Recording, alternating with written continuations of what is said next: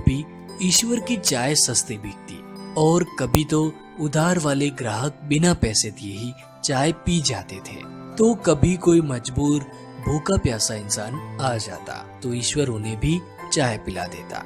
ईश्वर की चाय की दुकान ऐसी जगह पर थी जहाँ कुछ लोग चाय पीने के बहाने इकट्ठे होते थे और अपने दुख दर्द की बातें आपस में किया करते थे, जो बातें ईश्वर चाय वाला भी सुनता था। क्या बात है नंदन, बड़ा परेशान लग रहा है?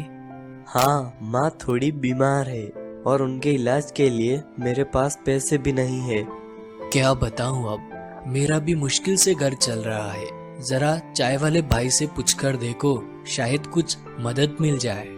अब नंदन ईश्वर चाय वाले से कहता है, ईश्वर भाई साहब, क्या तुम्हारे पास 1000 रुपए होंगे? मैं 3-4 दिन में वापस कर दूंगा। मेरी माँ का इलाज करवाना है, तो प्लीज मना मत करना। अब ईश्वर इतना पैसे वाला कहाँ था जो लोगों को उधार देता फिरे। फिर भी उसने कुछ रुपए बचा कर रखे थे। ठीक है, ये लो। और ईश्वर चाय वाला उसे पैसे दे देता है और अगले 3-4 दिनों में ही नंदन ने 1000 रुपए चाय वाले को वापस लौटा दिए।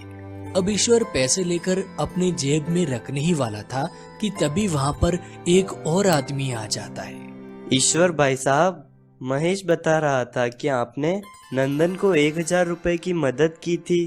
कृपया मेरी भी 500 रुपए की मदद कर दो। मैं आज शाम को ही पैसे वापस लौटा दूंगा।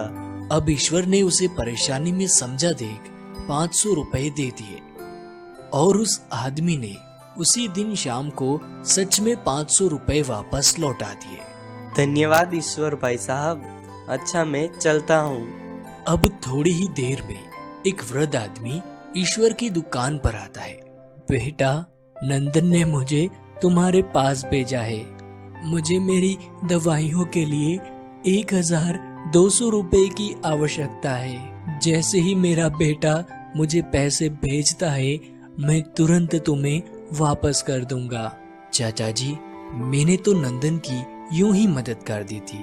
मेरे पास इतने पैसे कहाँ होते हैं। बेटा, ऐसा ना कहो, मुझे दवाइयों की सख्त जरूरत है।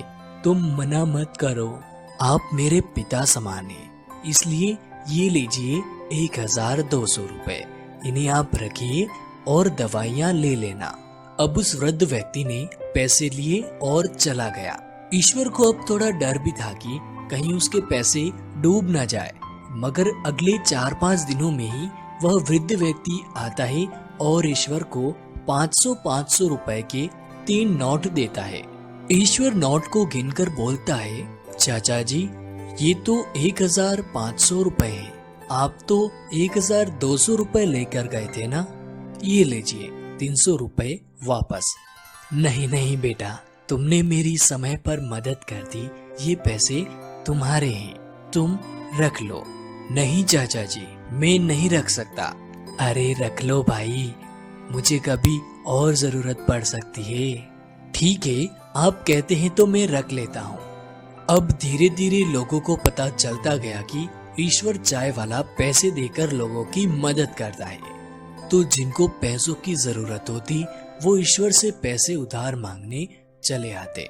चाय वाला भी अब उन पर विश्वास कर उन्हें पैसे दे देता और जो लोग जितने पैसे लेकर जाते उससे थोड़ा ज्यादा ही पैसे ईश्वर को वापस लौटाते। ईश्वर भी उन्हें तोहफा समझकर वो पैसे रख लेता। धीरे धीरे वो एक्स्ट्रा पैसे ब्याज में बदलने लगे। लोग ईश्वर से उधार लिए पैसों पर ब्याज देने लगे और इस तरह समय की गाड़ी चलती रही और ईश्वर पर स्वयं ईश्वर की कृपा होने लगी। उसकी चाय की दुकान एक बड़ी दुकान में बदल गई और चाय का धंधा तो एक तरफ चलता रहा, साथ ही पैसों की लेन देन का धंधा जोरों पर चल रहा था। लोग चाय पीने कम, पैसे ब्याज पर लेने ज्यादा आने लगे। धीरे धीरे ईश्वर ने अपने गांव में ही नहीं बल्कि दूर दूर तक अच्छी खासी इज्जत बना ली और अपना नाम कर लिया। इस कहानी से शिक्षा, जिंदगी हमें एक बार सफल बनने का मौका अवश्य देती है, बस आपको अपनी बुद्धि का उपयोग करना। चंदनपुर नाम